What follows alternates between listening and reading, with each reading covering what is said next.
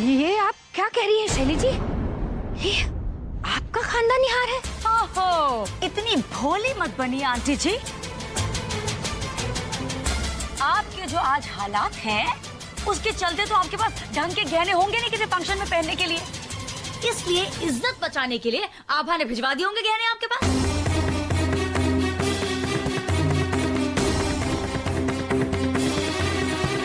भाभी, ये आप क्या कह रही हैं? हो सकता है कि नौकर के हाथ भिजवा दिए हो।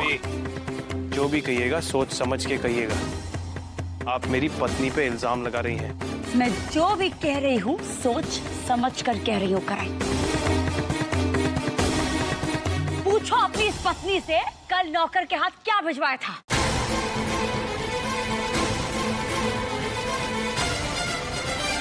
किसे भिजवाया था, कहाँ भिजवाया था, पूछो। अभी आपको गलत फहमी हो रही है। हमने नौकर के हाथ सिर्फ एक चिट्ठी भिजवाई थी माँ के लिए, जिसमें हमने लिखा था कि वो यहाँ ना आए।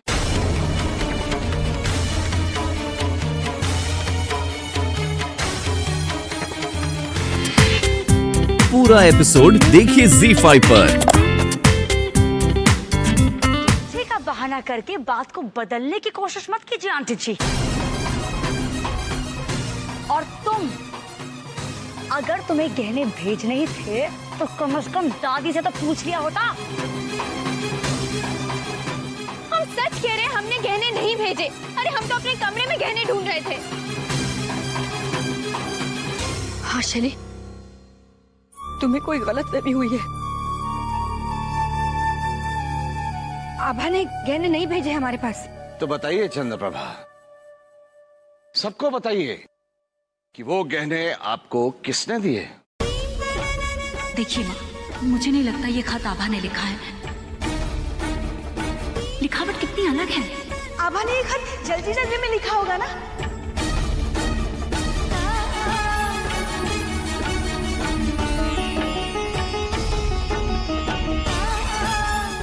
हार कहाँ गया आपका? ठाकुरन के हाथ तो देखो, जिन हाथों ने हजारों लोगों को सोना दान दिया था, आज वही हाथ सुने। क्या ठाकुर साहब ने इतना भी बचा के नहीं रखा अपने ठाकुरन के लिए?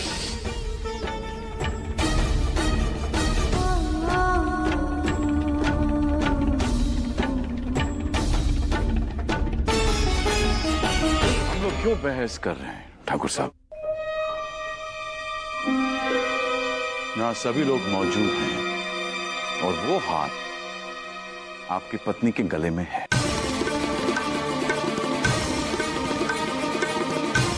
अगर ये हार हमारे घर से नहीं गया है तो आपकी पत्नी के गले में कैसे आया?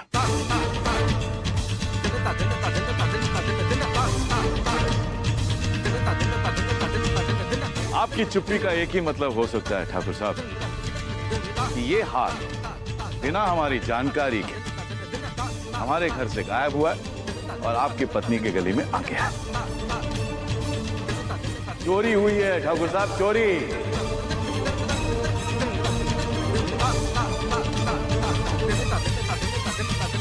ऐसे दिन आ गए हैं आपके ठाकुर साहब।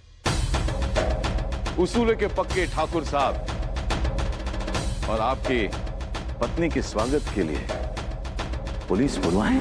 खबरदार जवान।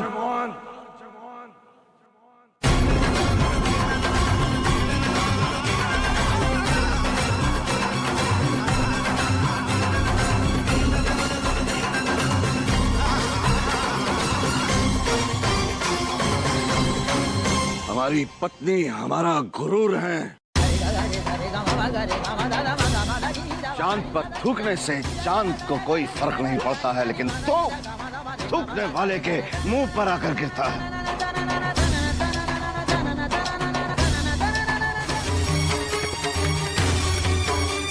बताइए चंद्रप्रभा, ये गहने आपको किसने दिए?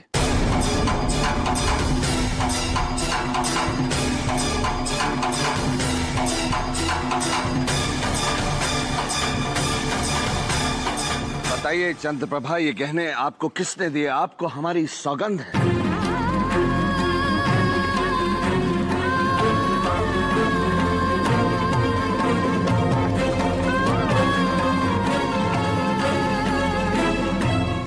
ये गहने हमें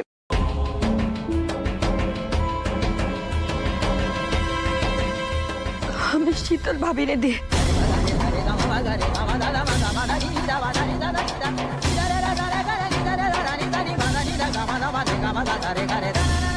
ये कहकर कि ये उनके मायके से है। नहीं नहीं नहीं, मैंने नहीं दिए दीदी को गहने,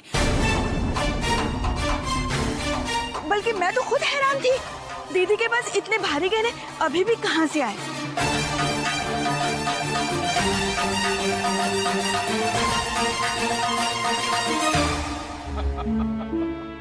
वाह ठाकुर साहब, क्या गवाह है।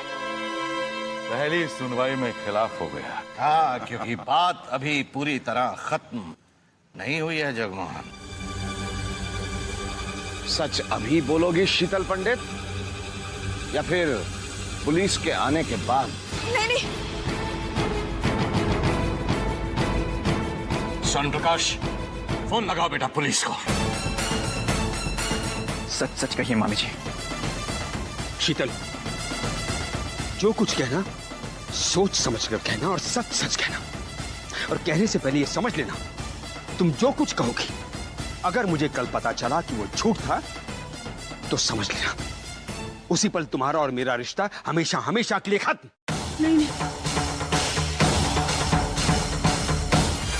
वो गहने मुझे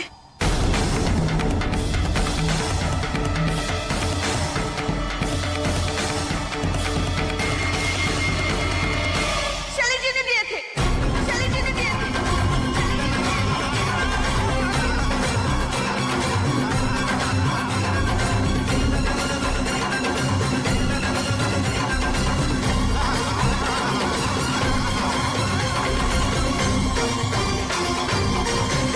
ये सब इन्हीं के साजिश है। नो पापा नो। सुना जगमोहन, ये षड्यंत्र तुम्हारी बड़ी बहू के दिमाग की उपज है। आपने कह दिया और मैं मान लूं। वाह ठाकुर साहब वाह, ये एक साजिश है हमें बदनाम करने की। क्या है ठाकुर साहब, जब चोरी पकड़े जाने की नौबत आती है तो अपने घर से एक मोहरा चुन के मेरी बड़ी बहू पे इल्जाम लगा दिया आपने। वाह, आप लोग अच्छा नाटक कर लेते हैं। ये नाटक नहीं जगमोहन प्रसाद, ये हकीकत है, क्योंकि हमने खुद अपने कानों से, अपनी आंखों से तुम्हारी बहू को शीतल से बात करते देखा सुना है। हाँ हाँ हाँ शैली जी बोलिए, मैं वो गहने दीदी को पहना देती हूँ, लेकिन एक बात मैं आपसे साफ साफ कह देती हूँ, मैं आपका काम कर रही हूँ, आपके दिए हुए जेवरों का सही सही इस्तेमाल कर रही हूँ, मगर जब आप उन पर चोरी का इल्जाम लगाए या वहां पर पुलिस आए तो इस सब में मेरा नाम बिल्कुल नहीं आना चाहिए। हाँ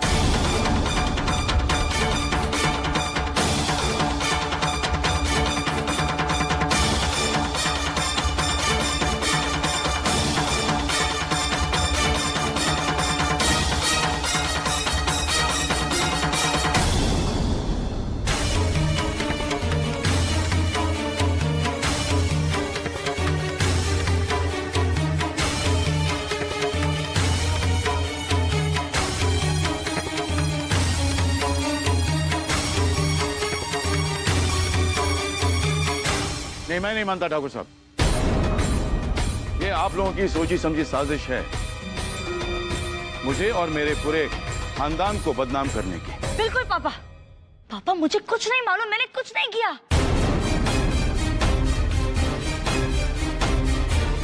ये शीतल मामी खुद को बचाने के लिए मुझे बदनाम कर रही है। ठीक कह रही है भाभी, बिल्कुल ठीक कह रही हैं आप।